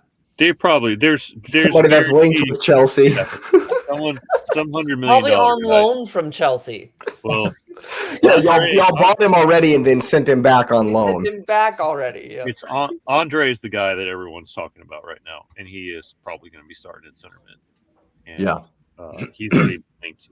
Liverpool had things rejected for him in August, mostly because that's the middle of the Brazilian calendar. So they but I guarantee you when January opens, it's going to be Andre that's playing for Fluminense. He's probably moving. He's coming to Europe. He's got too many offers already on the table that it's going to be hard to resist, because someone with deep pockets is going to be able to snatch him up. So Todd Bowley, you listening, buddy? Yeah, don't worry. Todd Bowley's probably already. Oh, he listens to the pod. He knows. Yeah, he does. He knows what's up. He does. Ganso plays for them. He was supposed to be the next big thing. Yeah. And so that's the guy to watch that that's already on everyone's radar. There's a handful of other players, but he's the one that I could just be Fluminense, the guy's Andre in midfield. Hey man, it could be a shock. A crazy one. There's a Martinelli in this team. There is a Martinelli. Of course there is. Who wouldn't want a Martinelli in their team? Who doesn't? Just saying. But yeah, so I definitely think it'll be worth tuning in. Fluminense might give them a game, and I'll be there. I'll definitely be there. And right after it, I'm going to be sticking around as well, praying, begging the football gods. What's happening on Saturday? By the way, Is there anything happening Saturday big? Any big games? Just the Arsenal game. I mean, West Ham Man U is going to be good. Yes. Is going to be something. Where's it at? It's at the London Stadium. Oh yeah, that United's. So United might lose that one, but tomorrow after the Club World Cup, Villa are hosting Sheffield. It's not happening, man. At Villa Park, and I'm who put Watkins as their captain this week? Yeah, you should. I didn't. I forgot that we had a midweek. It started tonight. Oh yeah, Palace played Brighton already. Yeah, so that game is a wash. We won't be predicting that game, since we I gapped it completely. I watched the last 4 minutes after I realized it was on, I think I've Son against Everton, and I think it was from last week a holdover. Oh, that's gonna be a good one too. Yeah, Spurs Everton. That'll be a good game too. Yeah, we'll get to that. But yeah, I mean, I don't really know. Not really much in this Villa Sheffield one. I've said 2-0 just because the low block can sometimes give Villa issues. But yeah, I think other than that, it's just gonna be a straightforward kind of thing. Guys, I'm gonna take this cue to man. Thanks. Hey, we certainly appreciate having you on, man, and hopefully we might see you at some point in the future. Yeah, I'll come talk some shit. Just let me know. Yeah, man. Sounds good. Have fun at the show. All right, guys. Thank you. Yeah. Take it easy, man. See ya. Yeah, well, there you have it. Finally got a Liverpool fan on. That was awesome. Glad he could be here. And hopefully we'll get to see more of them moving forward. But I've said 2-0 in the Villa game. I think it'll be pretty straightforward for Emery and the boys. You guys think Sheffield have a X? You didn't. Immediately, Sheffield don't have nothing. They don't got anything. 2-0. This game is 2-0, possibly worse. Yeah, that's conservative. Conservative. 4-5. Yeah, Villa is just going to be Could be top at Christmas. Could be top. Circumstances go their way. What we're saying, guys. I want to go 4-0, but I'm gonna back off. But I do think they score more than Chelsea did, which was 2. So I went 3-0. 3-0 to the Blades. What you saying, Lewis? There you go. I gotta sabotage your predictions in some way, right? I know you do. That's why I write them down, just to be on the safe side.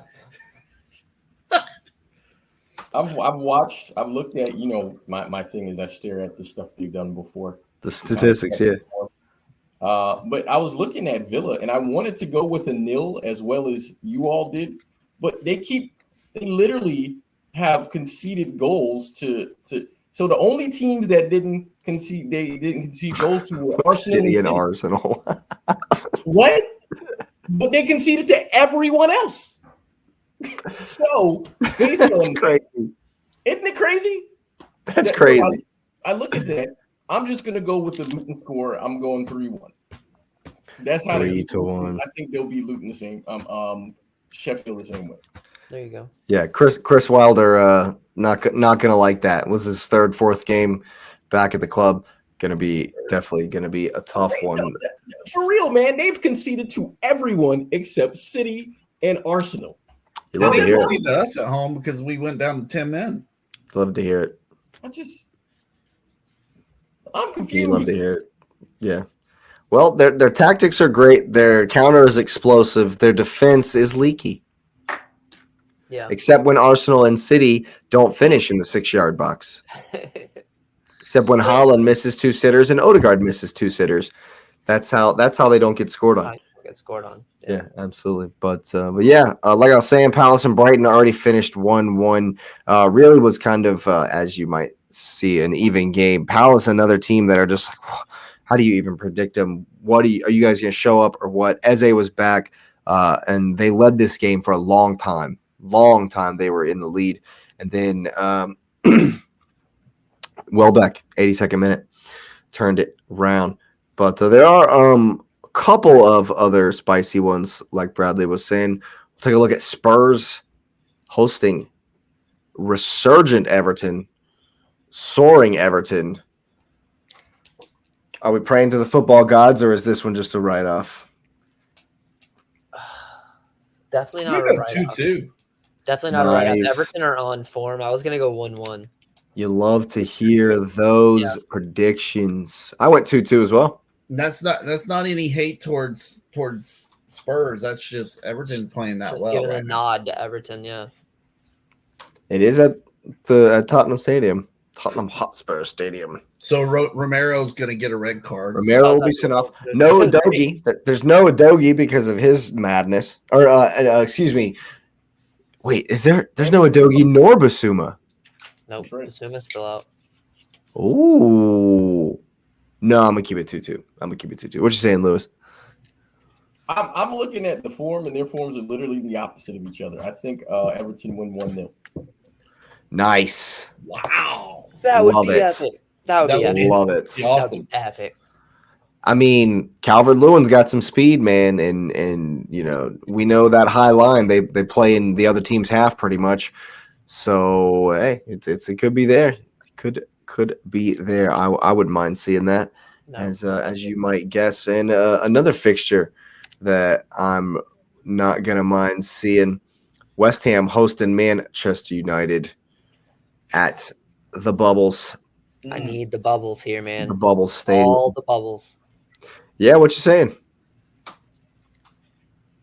2-0 2-0 to the Hammers. to the Hammers. You love it. You love to see it. I think that this one United is are going to away. be. It's going to be a good game. United are playing down. They play bad away, which will give West Ham enough because they're not bad. West Ham are not as bad as they could. It's interesting though. West Ham have conceded lots of goals recently. Yeah. They've shipped 5 in two of the last 3 games. They've given up 30 in this season. Their goal differential is actually -1 right now. Yeah, well, they took 5 to Fulham and then 5 to Pool in the cup. And they lose big.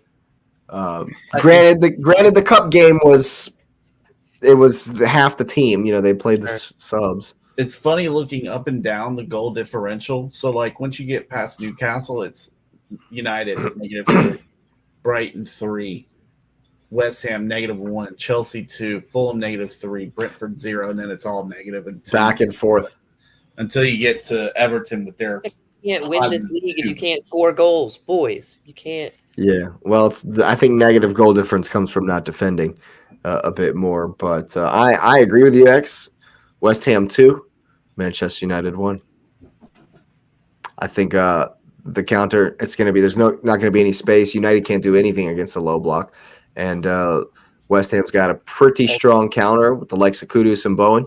2-1. God forbid they go up first. Oh, it's over. It's over. An early West Ham goal seals it. Yeah. Done. Is Bruno back for this one? Yeah. It was just a double yellow, so he'll be back. What you saying, Lewis? So I'm looking at this, and this is probably the most challenging pick I've had for the following reason. I look, and now natural instinct, West Ham should win this game. United suck, right? But then I see West Ham and United have not drawn any of their last 9 matches against each other. Then I see West Ham is unbeaten in 6 home games. Then I see United haven't scored in their last 3 matches. Then I see haven't scored in the last 2 away matches. Ooh. And I'm picking United 2-1. I don't know how. I don't even know how I'm picking that, but that's what I'm Wait. You let us down this road and then hopped off the complete opposite direction. That's right. You know why? Right. Because legacies end, sir. They end, and that's what we're going with. They end. Scott McTominay with a 90th minute hero goal. After they've been crap for 90 minutes, he's gonna come in and win. The game is at 7:30 in the morning. No one is even awake. United's gonna wake up the whole morning. Yeah, well, unfortunately, some of us are vampires. I'll be up. I'll definitely be up. What was your score, Patrick? I haven't gone yet. So, yeah. If you look at the table, West Ham's going to go to 7th with a win. Yeah. Which I think is going to happen. I actually am going to go 3-1 West Ham. Nice. I like them on the counter.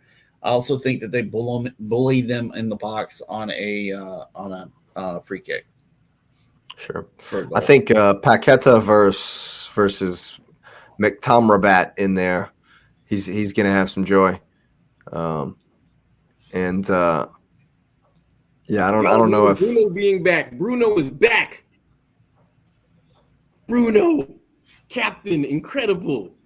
2 seasons. I can't wait to see him playing. That's why they lose. it's probably going to be the reason they're bad. Yeah. 2 seasons.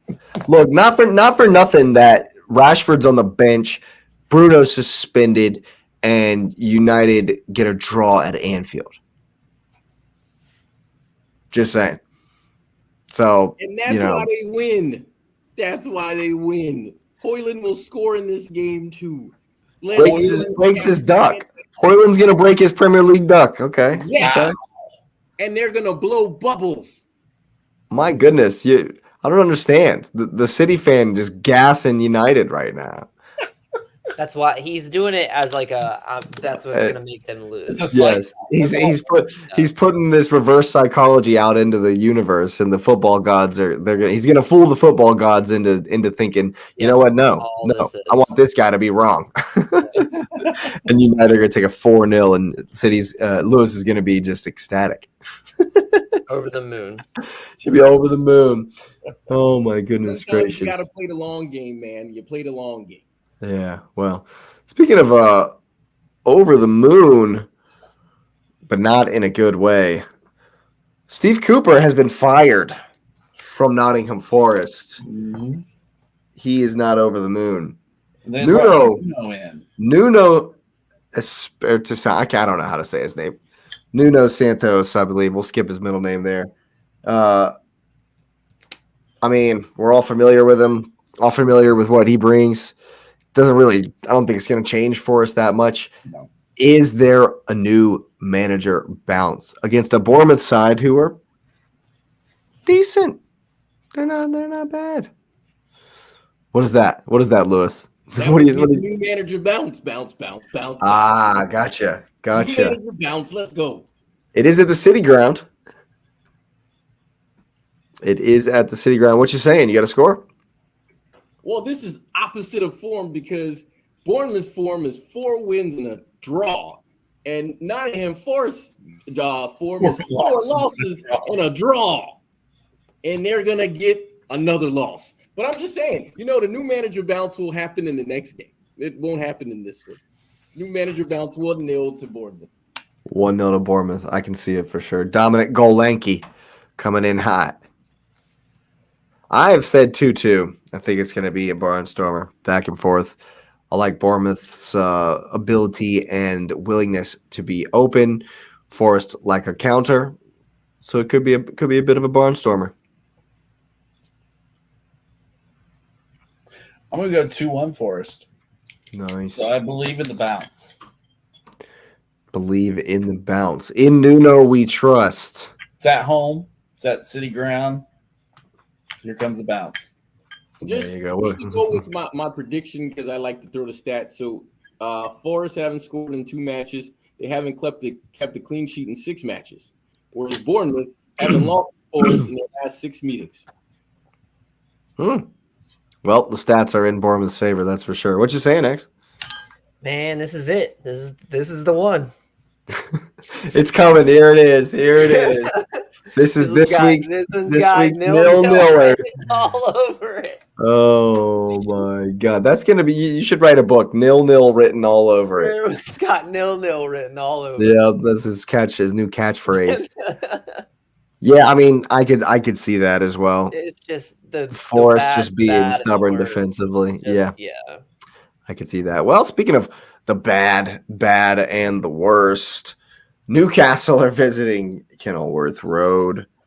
Sorry, boys. It's a bloodbath. They are going to be upset. Yeah, they're not going to be happy about proceedings in the week. But hey, Luton have given everyone a game at Kenilworth Road. Arsenal, Arsenal, didn't decide that we were going to respect them, and they put 3 past us. Gave City a game, got a draw with Liverpool. Should have beaten Spurs. They laid an egg against Spurs. That was bad. But yeah, they're proving to be tricky customers at the Kenny. That being said, the Toon are going to be upset. They're coming in hot. 3-1 Newcastle. They're going to be rather pissed. Yeah, they Luton have joy on crosses, long balls, and set pieces, and I think Newcastle defend well against set pieces and the like. Huge guys in the middle there. Dan Burns back, lots of height. I think they match up well. It's going to be a long day, as they say, for Luton. What are we saying? What are we thinking? All right, I'll just say it. I'm going against it all. I got Luton 1-0. Luton 1-0. Guimaraes gets frustrated and gets himself sent off. Could happen. Very much so could happen. I don't even what is the I'll have to look, but how many players is Newcastle now down? A lot. Most.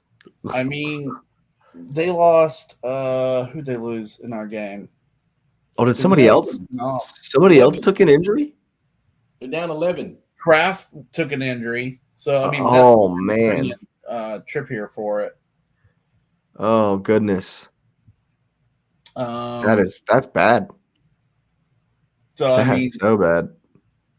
They just keep losing players. Of course, Bruno is always there's a chance for him to just do a moment of madness for sure. Yeah. So I'm gonna go. I'm telling you, I've talked about it. They are right on top of you, and you just can't prepare for it. Like when Chelsea goes to play there, I hope that they've practiced at Cobham in the women's stadium because it's kind of constructed the same way in a way. Oh yeah. Because the fans are just right on top of you, and you just can't simulate it, and it seems to be a bit intimidating, even though it is only 10,000 fans. Right. And exactly. And with that in mind, I think Luton sees a chance here to knock one off. So 1-0 Luton. Maybe come out and we're gonna roll with it. Do it for Lockyer. Have some of that energy, some of the do it for the captain, do it for our fallen brethren. He's doing well. Yeah, but I mean, there might be that little bit of chip on their shoulder from that. Hopefully, there's not like a hangover from it where they're kind of still dealing with it. Yeah. But yeah, I've heard the same. I've heard that he's doing well, or at least as well as can be expected at the moment. I don't know if he's gone home. I saw something. I think he's still in the hospital. Yeah, I haven't heard, but yeah, we certainly wish him all the best, and maybe Luton will be able to do something with him on their minds. What are you saying, X? Discharged from the hospital today. Ah, nice. I think it's gonna go good. 2-0 to Newcastle, or 0-2, I guess, be the correct way. Sure. Pretty standard stuff. You would expect Newcastle to get the W. What you saying, Lewis? Well, I was looking at this, and I'm being completely honest, just looking their form, 4 losses and a win, 4 losses and a win. Their form is exactly the same. Like, exactly the same. And wow, Newcastle have lost 4 straight times. Wow. Yeah, 4 losses and a win. And so I'm just looking at it. And so I know it's going to be goals because Luton haven't kept the clean sheet in 20 matches. So I expect them to be scored on. And Newcastle has kept the most clean sheets in the competition, but their goalkeeper is not there anymore. So that matters because Pope is out. So I think now, I mean, Patrick's pick wasn't so shocking to me because I'm picking Luton 3-2. Ooh, nice. I think Luton will be. I think Newcastle will be angry, so they will get goals. But I think the opposite of they're going to play for their guy, man. I think Luton's really going to be up for it, and I think it's part of what Patrick said, where they're so close. You're going to feel that, like you're going to feel the energy of the people on top of you, man. And I think that'll matter. And as I was going to bring that up, and glad Patrick said it, they're down 11 injuries with 12 players out because Tonali's suspended. Right. I mean, that's not normal for any team. So, I mean, No. you got a bunch of guys out. Your bench is going to be super thin, and the fans are on top of you. It's going to be goals. I think the defense will suck. I got 3-2. I didn't know about that. They haven't kept clean sheet in 20 games thing. That's a good stat. Yeah, they leak goals. That's for sure. That just leaves one other game. Hopefully, there might be some bounce back in this one. Burnley, man, I feel so bad for him. I'm so disappointed in Burnley this season, and Fulham able to make it through into the semifinal. They did go to penalties. Maybe there's a little bit of a hangover. Maybe a little bit tired. But it's at Craven Cottage. I can't see the Clarets doing it, man. Yeah. I can't see it. 2-1 Fulham. Yeah, that tracks. I'll go. I was gonna say 2-1 Fulham, but I'll go. Let's go 3-1 Fulham. I think they're in good form. Yeah, I'm gonna go 4-1. Burnley can't. There you go. Yeah, they do leak goals. They are wide open. So I think this is a very bad matchup. Alex Iwobi masterclass incoming. Yep. What you got, Lewis? I'm just looking at Fulham. Fulham punch people in the face at home. 2 5-0ers at home. You know what? That it says 5-0. I'm gonna go 4-0 at home. Yeah, Burnley aren't even gonna show up, huh? No, they'll show up. They'll just gonna get massacred. They get waxed. Yeah, that is absolutely unfortunate. I won a game in 6 away matches. Yeah, I'm hoping that they can, give it a go at least and maybe play better defense than we've seen. That's why I've only gone 2. But then again, I'm awful at these predictions, so who knows what will happen on that one. But yeah. So before we finish, what are our thoughts on the Super League thing? Yeah, I actually was about to go into that. Well, hey, sorry about that. No, it's all good. It's all good. Segues are weird. I think that my position hasn't really changed. I think it's a bad idea. I think it's a money grab. But I've heard a bunch of different stuff about it today, and I also heard that the FA tried to say that you couldn't play in the Premier League if you join the Super League. But I also heard that a court ruled that was illegal. Yep, that's what was ruled today. But that they're going to They'll appeal it. I'm saying that the FA, if that goes through, the FA will start making regulations and new rules on that who are can play, that are gonna almost spitefully hurt the teams that have joined Super League to kind of punish them for doing that. But my biggest thoughts on it is I heard someone say that it's no different than business in the world. If football in Europe is a capitalistic venture, then England has created an awesome product, arguably the best product, and so they're going to dominate the European competitions. Yes, we're going to have 5 teams in the Champions League. Yes, we're going to have the best players and the best facilities and the best fields, but it's because they've created a product that the fans want to see, and I get that that's what the Super League is trying to do. I don't personally like it. I don't personally think that it's awesome. I definitely think it's just a straight up money grab, but that's where the game is. The money is obscene at the top. It is. That's the same thing. The Barcelona are playing Club America right now in Dallas. Ridiculous. Right now, they're literally still playing. What's the time? That kickoff was 9:30, so it's just ending.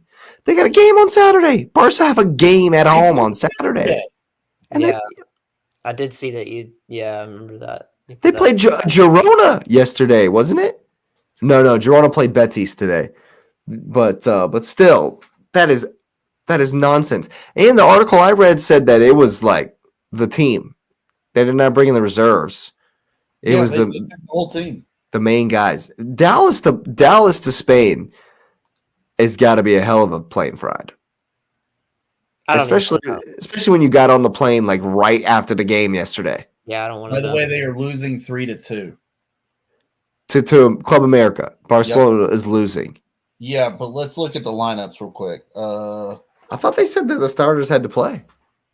Felix played, De Jong played, Christensen played, and then the rest was like youth. It looks like. Gotcha. Yeah.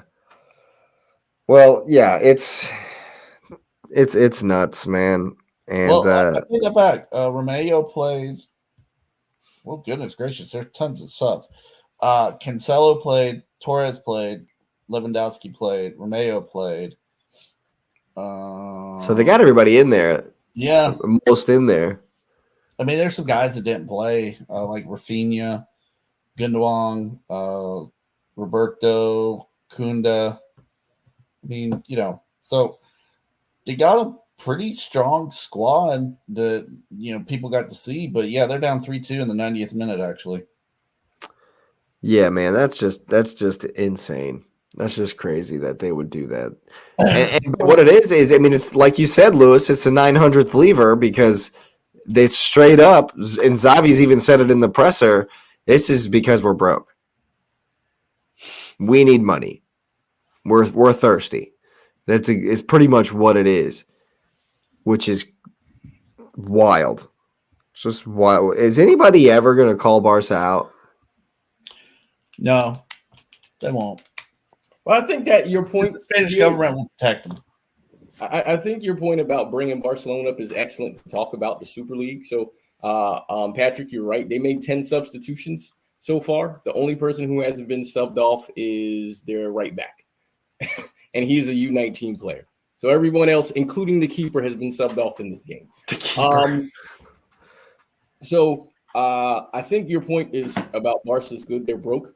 And this is where it's interesting because my opinion of the Super League is this. I wanted to see what they were offering. Clearly, what they're offering now is different than what was offered before.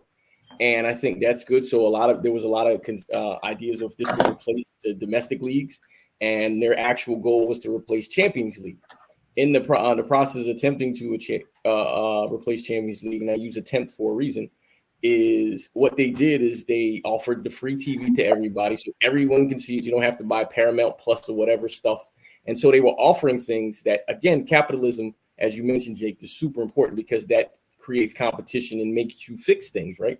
So with that, I'm not unsure of how valid the story is, but the story is that UEFA is changing Champions League where they're not going to use the other format. And they're going to keep the current format for one more year to let it play out. But the only reason they did that is because of the competition that just followed from this.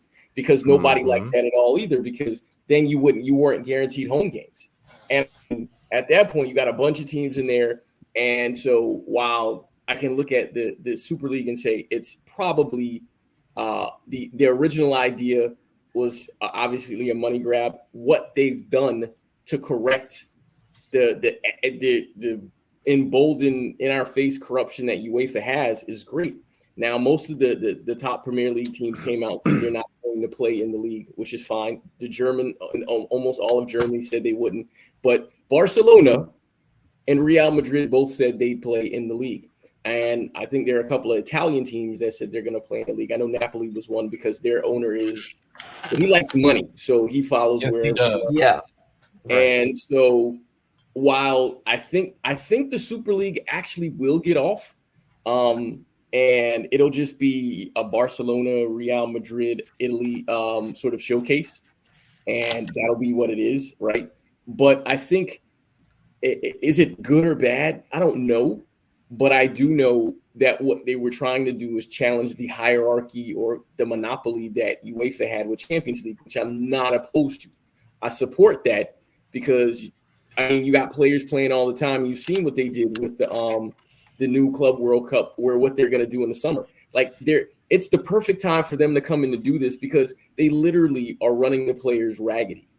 And these guys are hurt all the time. So while we might not like necessarily the money grab, I do like the underlying premise of if they can get any traction, they're going to push them to correct what they're doing, because that's a huge issue on how UEFA's treating these players. So the players might not necessarily like it, or the clubs or whatever, or what they're allowed to say, but it's going to correct a lot of this. For example, I saw some Asian Cup teams are changing their schedule to match to your European schedule.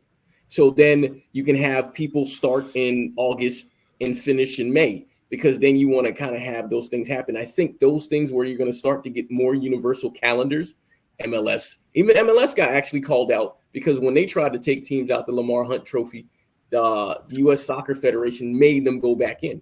And because it's just, these things have to happen no matter how ugly they are, because we're watching corruption happen and we're complaining about the corruption and nothing's being done. So At least these people are coming in and they're shaking something where if you just got to have a few Maverick teams to say, hey, we think that we want to make them afraid for the good of the game overall. Because if this never happens, then the Champions League is 90,000 teams and no one plays at home, and they're playing in the United States. Because you already saw that proposal. They're playing games in the United States, and because that's where the money is. And is that what we want? I mean, we might be Americans and we might care about saying you would love to see Arsenal play a Champions League game in no, it takes away from the. No, I wouldn't. I'm just saying it just for to attend it, but in your heart of hearts, that's not where they belong. And so you're like, I need them to be where they're supposed to be, not because of tradition, but because that's the spirit of the game. So I don't knock what they've done, and I like that it was overturned, that what UEFA did was wrong, because they got to be checked. If they're never checked, none of this, that everything they're doing would have just kept going. So the arrogance that the UEFA president said, well, let them do their league. I do hope they do it. I really hope they do it, and I hope they take teams, just because you need them to live to correct that, to correct some of the issues they have, because if they don't correct those issues, they're going to get run over. They're going to get absolutely run over. Do I think it'll be successful? No. But I'm glad that the form that they put in front of people and the way they're trying to make it fan-centric is good, because UEFA didn't care about fans and still doesn't care about fans. And so we gotta correct that. And so I'll just leave that. That's where my point will be, period. Yeah, no, I think that's definitely well said. It comes back to competition, right? And we complain about UEFA being corrupt, but know that there's no other option. So if there's another option, maybe, and I think if that type of thing is going to have any success, it's going to take a while. Yeah. It's going to take some time. I watched, I think one of y'all sent it to me, the breakdown on how this all is going to work. And pretty much all it is Champions League, Conference League, Europa. And it has a relegation promotion model to it. Mm-hmm.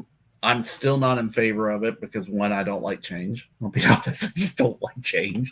While I am excited, honestly, about the Club World Cup or whatever that they're going to have in the U.S. in 2025, I think it's stupid. But I will take advantage of it. I'm a sucker for it. I'm just going to be honest. If they have a game in Charlotte or Atlanta and Chelsea's possibly there, I will be there. If Real Madrid's there, Barcelona, somebody like that, I'll try to go. I think what this is like you said, it's a money grab, but it also seems like this money grab is going to go directly to the clubs, more so than filling the pockets of UEFA, which is kind of nice, because there's a lot of control with UEFA, and I think that the monopoly that they had on all of the tournaments needed to end. Do I like the way they're going about it? No, I don't. But I think back to, there used to be the European League or whatever it was before the Champions League. Super Cup. The UEFA Cup. UEFA Cup, yeah. And so, eventually everybody will come around to it.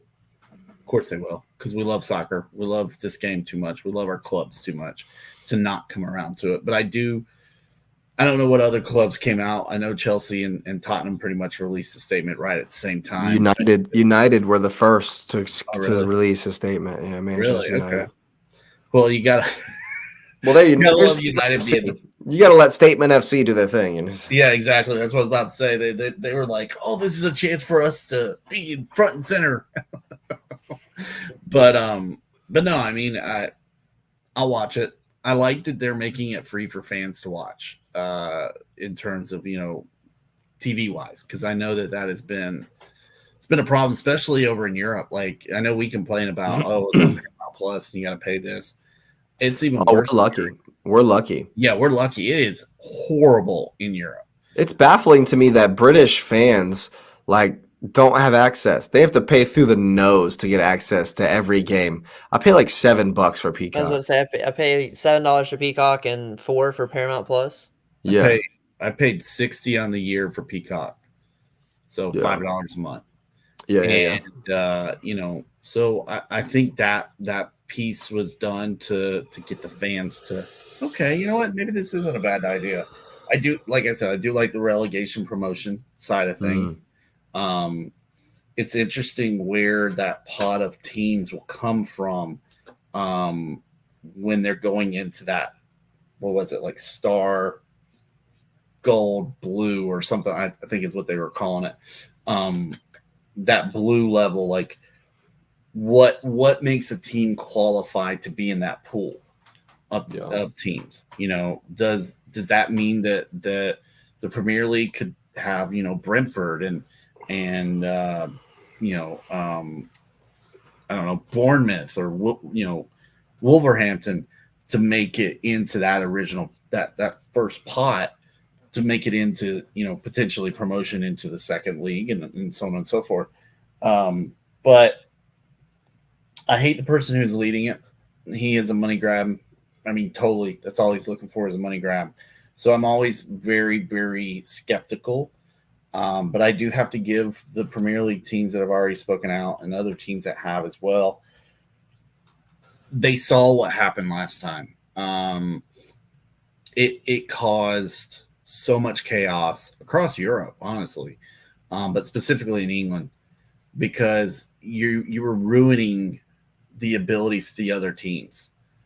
Well, the 5 teams and Chelsea, Arsenal, City, United, Tottenham, those 5 teams are going to be making all this additional money just because of who they are, and the little teams are going to make even less now because, well, the prime games don't really matter to the league anymore. And the league's not going to be as big of a deal as this new Super League. So I'm interested to see how things develop, who actually jumps on board. Like you said, it could be a Real Madrid, Barcelona.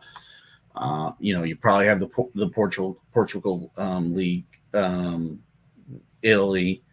I'm sure the Swiss, I'm sure, all these other leagues. Of course, Germany will not give in, at least initially.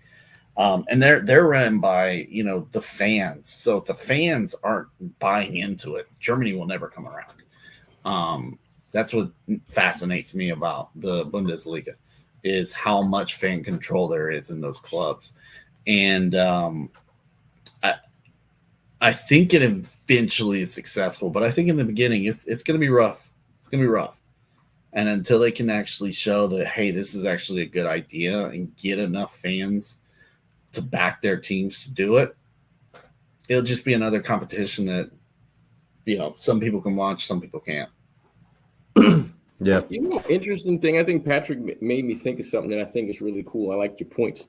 I think some of the historic teams are going to be in there for names. So I think Celtic will probably jump in there because you got teams who are in the Champions League. They know they're never going to advance ever. So why not jump into this and make some money, right?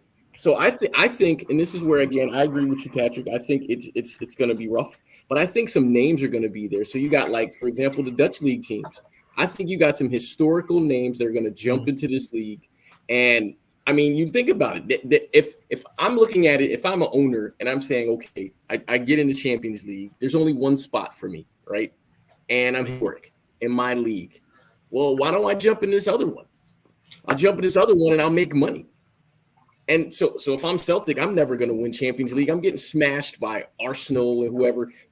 I need to play Real Madrid Barcelona, every time. Real Madrid, and why wouldn't I take those games? Yeah. And I mean, Madrid draw everywhere, but they don't care. Yeah. And so if you find historic teams, I think they do it. I think they do it. The ones that are no longer like, because then my next thought when you were talking is, because I know the FA did something, and I'm wondering what, like, championship level teams that are historic teams, if like what backlash, like if I'm in the championship and I know I'm never going to get promoted, and I'm historic like a Birmingham City. I got Wayne Rooney Sunderland. Why wouldn't I play in this? Why wouldn't I play in this tournament? Yeah. Well, then let it be for them. Well, then all you're doing now, all you're doing now is just creating a lesser conference league. That's all you're going to do. But I mean, but I that's kind of the got idea. They're taking away Conference League, they're taking away Champions League, and they're taking away It will never relegate.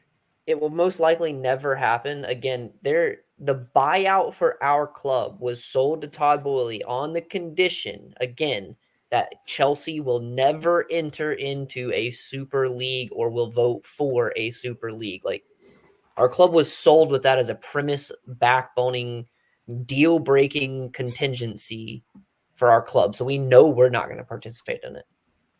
Well, at first. But eventually lawyers will get involved. I don't see this ever happening, though. I see the UEFA winning. I see the FA pairing with the UEFA on this every day of the week because they control Europe, and that's all they want to do is just control European football. Yeah, I can definitely see that. I can definitely believe that for sure. But yeah, it's we're running pretty long here. It's been a good one for sure. It's gonna be a crazy one. There's definitely lots coming. There's definitely lots coming down the pipe in the world of soccer, in the world of football, and we're definitely gonna be here for all of it. But we won't be here, of course, on Monday evening. It is Christmas, of course. Hope everyone is having a happy holidays, and we'll have a Merry Christmas on Monday. We'll be back the following Thursday, which does mean we're gonna miss some predictions, but there's gonna be lots and lots and lots of games to get to review when we do make it back on Thursday. So yeah, of course, thanks for being here. Thanks for listening, everybody. I hope you have enjoyed it as much as we have. Go ahead and get the likes up on the video. Subscribe to the channel if you're new. It is the road to 200 subscribers. And I hope you're having a happy holidays, a Merry Christmas, Happy Kwanzaa, whatever it is you're celebrating out there. I hope it's a wonderful one. And of course, you will see us next time.